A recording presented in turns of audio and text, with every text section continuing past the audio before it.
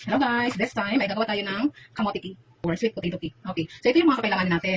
Kailangan natin ng 1 1/2 cup flour, all-purpose flour. Kailangan din natin ng 1 cup brown sugar and 1 1/4 teaspoon baking soda or baking powder rather. So baking powder ito. Kailangan din natin ng 2 itlog, 1/3 cup evaporated milk, and 1/2 cup cooking oil. Of course, ito ang ating main ingredients, 2 cups kamote, mashed kamote. So dinamihan ko na para masarap. So una, paghaluin natin lahat ng mga liquid ingredients. So ilagay natin itong cooking oil. Ilagay natin ito sa bowl. And then, next ilagay natin is itong milk. Tapos, itong 2 itlog. Paghalo-haloin lang ito hanggang sa mag-blend. Hanggang sa mag-emulsify. Usually kasi, hindi nag-mix ang oil at saka milk. Kaya kailangan mo siyang emulsify through beating or blending. Gamit ang wooden spoon. You can also use blender if you want.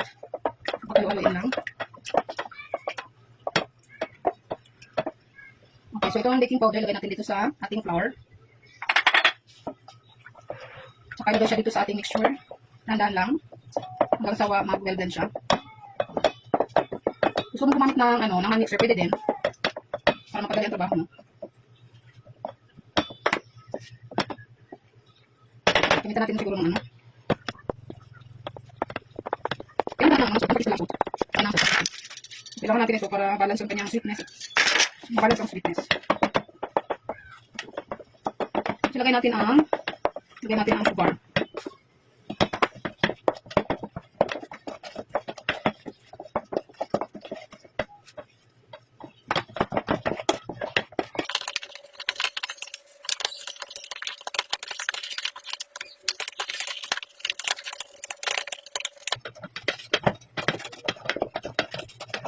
Pwede din naman na walang mixer.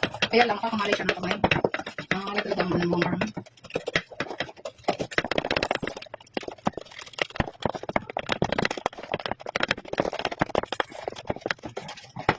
Pag nag-well blend na siya, ilagay mo ang kamote.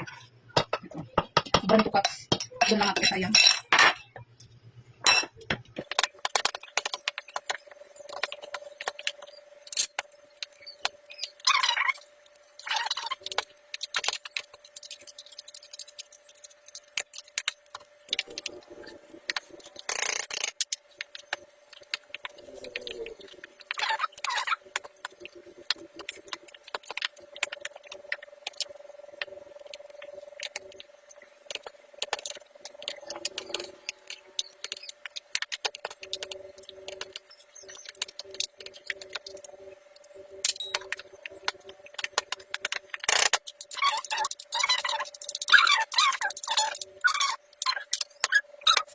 So nakakay subo ka. Subo ka mo. Ito. Lagyan siya. Then medyo maliit lang. Yan. Steam natin siya hanggang sa maluto. No need. Na ang mote. Mote cake. Bakit ka maubos?